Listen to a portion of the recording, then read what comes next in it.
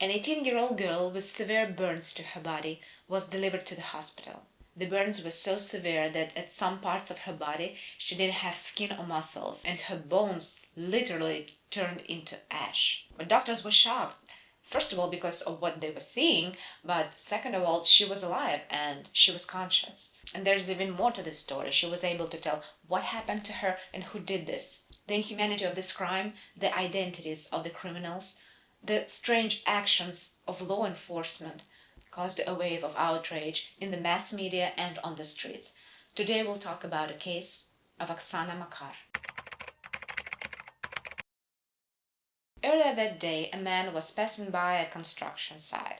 His car wouldn't start, so he was looking for someone who would help him. And while he was waiting, he heard some strange sounds, and the sounds were so weak that at first he thought he's imagining them. But they were getting louder and louder, and it was hard to ignore them at some point. And he realized that it was a cry for help.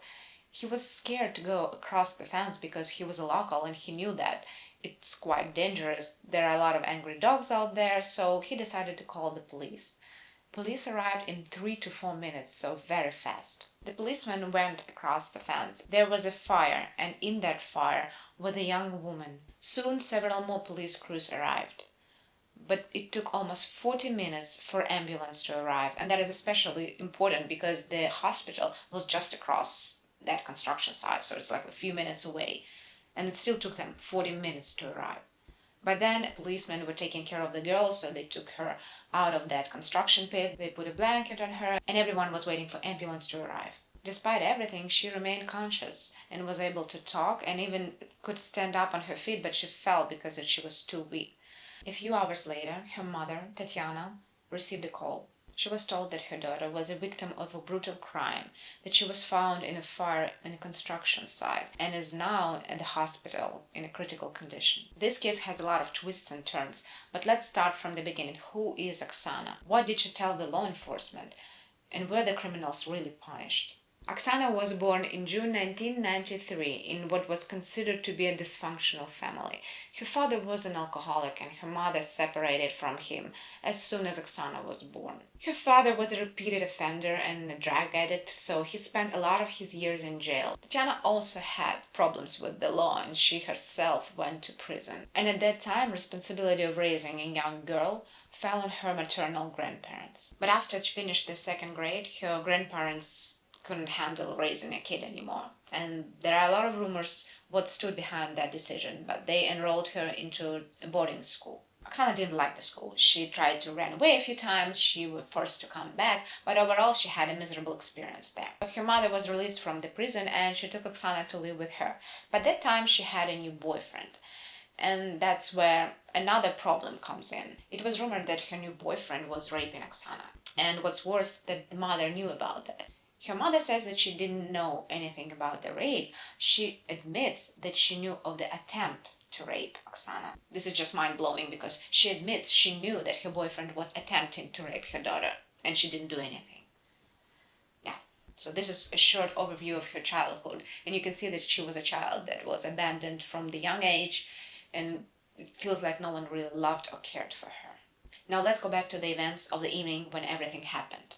It was the 9th of March, the next day after the Women's International Day, and Oksana was still celebrating it. So she went to the local bar. The bartender who worked there said she knew Oksana very well, but she didn't speak very positively about her.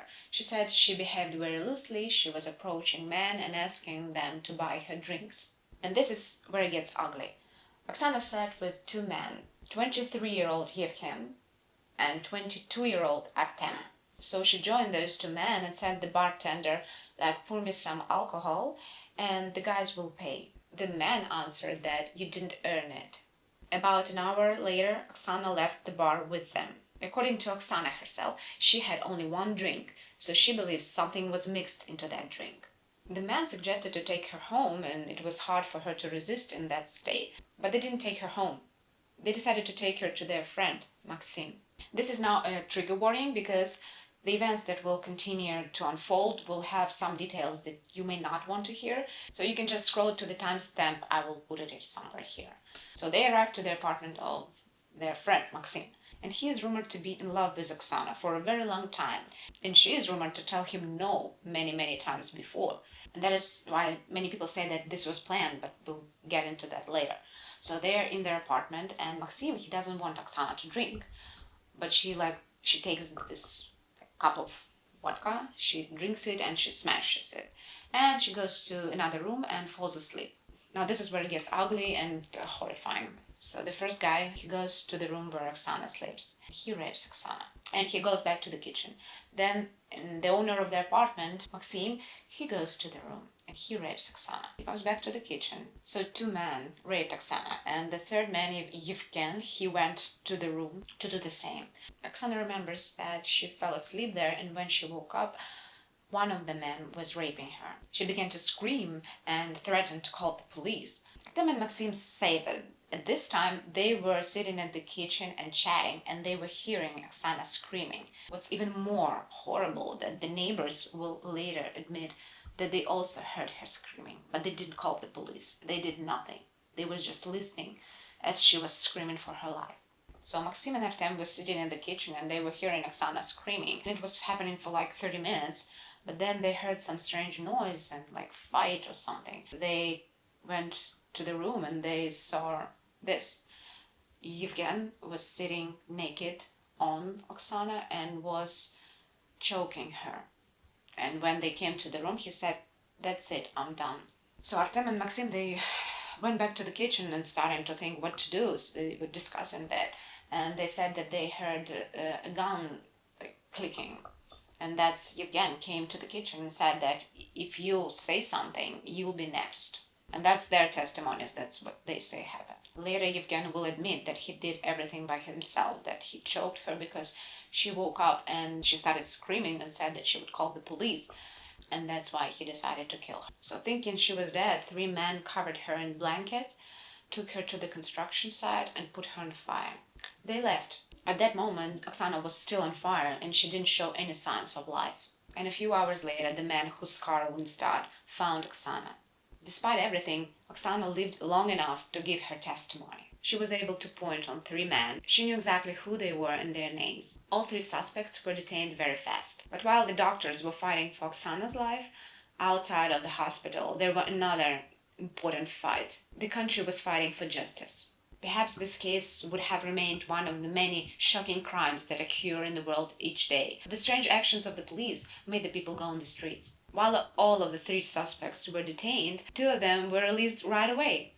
And the people started speculating that those were like 3 rich boys from rich families and they will get away with that. The people went on the streets. There were a lot of protests. A lot of people gathered to make sure the abusers will be punished. Oksana had burns on more than 50% of her body, and some of them, many of them, were of the 3rd and 4th degree. Her organs were practically boiled, and doctors said that in 30 years of their practice, they have never seen anything like that. Usually people with injuries like this, or even less severe, die within 2 to 3 hours, but she managed to survive. So Oksana remained in intensive care, but her condition was starting to get worse and worse. At first, the doctors were giving her a 2% chance of survival. Then it was 0.5 chance of survival. They were basically hoping for a miracle.